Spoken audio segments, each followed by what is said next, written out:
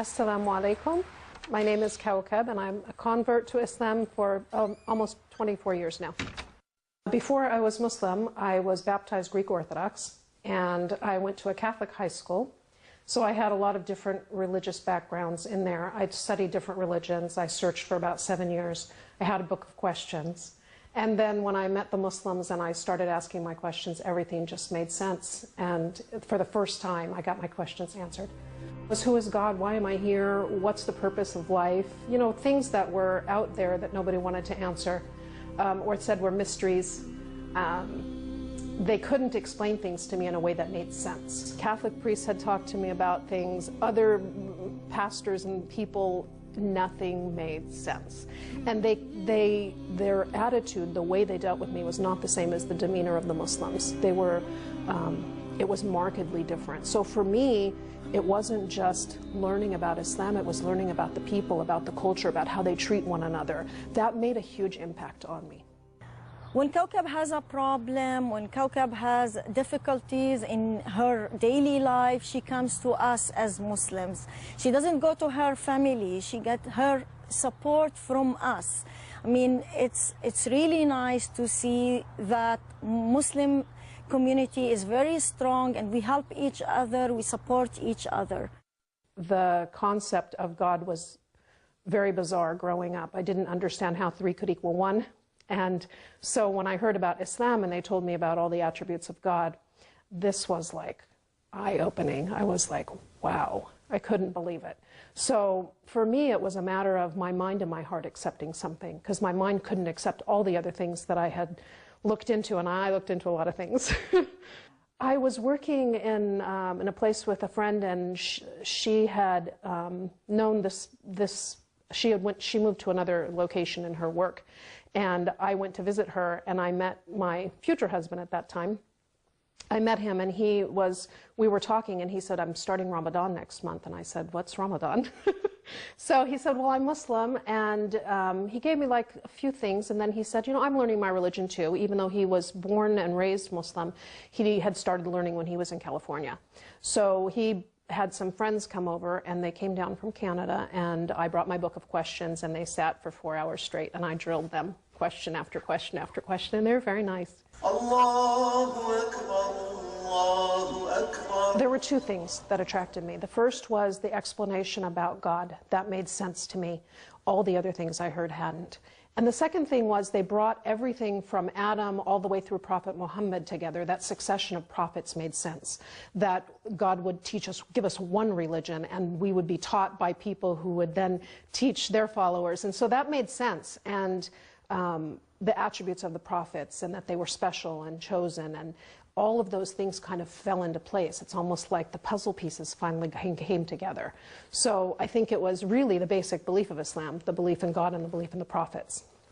After the 4 hours of them sitting very politely and asking questions, and I was like drilling them, they said, do you have any more questions? So then I started learning about Islam, and within about 6 months, I embraced Islam.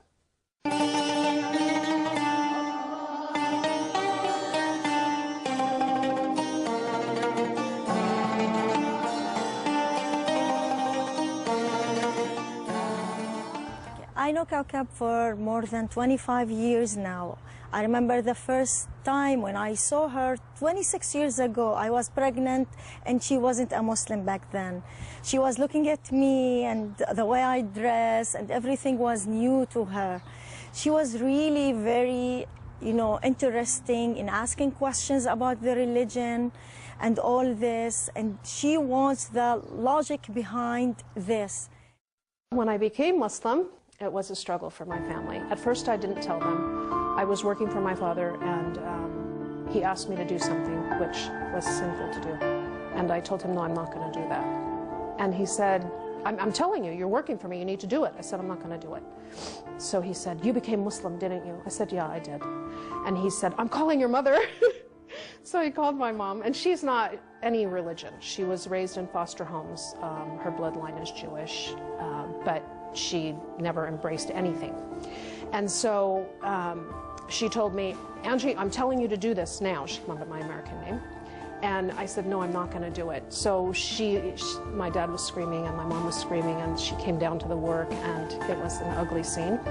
And then things got worse from there. When I started wearing the scarf, my mom didn't go out in public with me for more than 10 years. Any event for the family, I couldn't be invited to because I had to wear my scarf to go in public, and my mom wouldn't be there when I was there, so I was excluded from the family. My dad's side of the family completely disowned me. My mother's side of the family didn't want to fight with my mom. They disowned me. She told me later it was as if I was saying the way she raised me was wrong. And I tried to explain to her, but I found the truth myself. So it was a difficult thing for my mom to accept. Something happened, and then I got divorced, and then my mom realized, I think it hit home for her that I didn't become Muslim for anyone except myself. Even though I'd become Muslim about 1.5 years before I got married, when I got divorced, and my mom saw that I was still raising my children in an Islamic environment, and I was staying Muslim, and she realized this is who I am, and she came to terms with herself. She called me and she said, you know, I've been prejudiced against my own daughter. And she realized that, and she just asked to wipe the whole slate clean, and we just started over. So it was her realization that she had done something to me, that I hadn't changed other than my religion, was still the same daughter. So I think it was something she had to find within herself, and she did eventually. The next year when I came back for vacation to stay in the States, I knew that she was a Muslim. We were, you know, friends for a long time. We baked together, we cooked together. For Kawakb, we are like her family because she had, you know, a very hard time dealing with her family because she became a Muslim. And to me also, she's a big support. Even my parents, when they come to visit me from Jordan, they told me, this is more than a sister to you. She was with me during sad times, good times. She's a good Muslim. And really, really, I didn't see any other person who is very keen to practice the rules of the religion than Kawakb. I'm very pleased and blessed to have her as a friend. So till this day, I just have my younger sister. We're in contact. We see each other often. And my parents, everything's great now. It's been quite a few years, but it's really good now. And they accept that. They know, you know, that I am the way I am and I'm happy in my life, and now they've accepted that. So we go out in public. We do everything normally as we used to before all of that happened. But it was a really rough 10 years. So when I made a decision to become Muslim, I had learned before, so I knew how my life was going to change, and I had prepared myself for that. If I'm going to become Muslim, I'm going to practice. So I want to understand, what do I have to do? What's praying? What's fasting? How do I live my life? So for me, the changes were my choice, and since they were my choice, that was easier. Dealing with people's reaction to me was a shock. I had learned about prejudice in school. Nobody ever said anything to me about that I was, you know, different in any way. If I was with Mexican people, I looked Mexican. With Italians, I looked Italian. With Greeks, I looked Greek. I always fit in.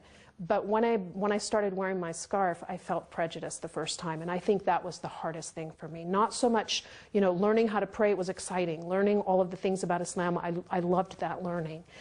But the hard part was their reaction to me.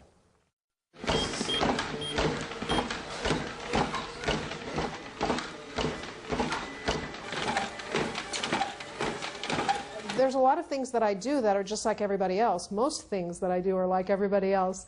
But it's something that people don't understand. Like, you exercise, you work out, you take walks. It's normal things that everybody does. But because you're different, they think all the things you do are different.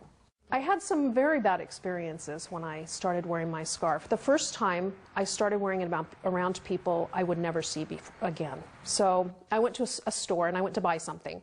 And I usually pull the change out of my purse because it's tight to look for the coins. And so it's a habit. I've done it since I was little. I put the coins in my hand and I went to pay, and the woman said, "That's a quarter." She spoke to me, and I thought, oh my God, she thinks I don't understand. So it was just the shock. Till this day, I don't know if I ran out of the store without the item or what, but she shocked me so much. I cried in the car. I'm like, oh my God, she thinks I'm stupid. So that was my first real traumatic experience. And then I started wearing it around people that, you know, were acquaintances. I wouldn't really, you know, didn't care really what they thought. And that was a little bit easier. And then I needed to start wearing it to work. And actually a non-Muslim friend of mine, she came with me to work the day I wore it the first time, and she said, she stopped me as we were going in, and she said, stop being nervous. If this is the way you want to live your life, it's up to everybody else to deal with it. So if you feel comfortable, they're going to feel comfortable. And that was the best piece of advice I ever got. I've had people want to throw things at me, curse me, tell me I'm a terrorist, call me a sand nigger, very bad things. I've had people throw cokes at me while I'm walking in the parking lot with my children when they were young. People telling me to go back to my country. I told them I'm American. So yeah, people, it's ignorance, and you learn to deal with it. And now it doesn't faze me at all now. It just realized that there are people who don't understand things, and when they don't understand things, they fear them. And so I learned to deal with that better. And as I learned to deal with it better, I didn't take their feelings on. And that made it easier for me. I didn't cry as much. I didn't think, you know, how am I going to make people understand I'm not like that? You know, now when I go in for a job interview, you can see a person size you up. You know, they look from head to toe and they think, uh-oh. And then there's other people who are very kind, and they, you know, don't look at it, and they treat you like any other person.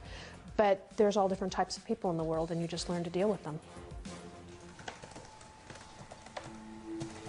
I had a recent experience where I was called back from my resume. They liked it. I spoke with a gentleman. He was very pleased with my background. And when I went to meet him, he brought me into another room to meet with apparently a supervisor who was a woman who was higher than him. And she conducted the interview with him there.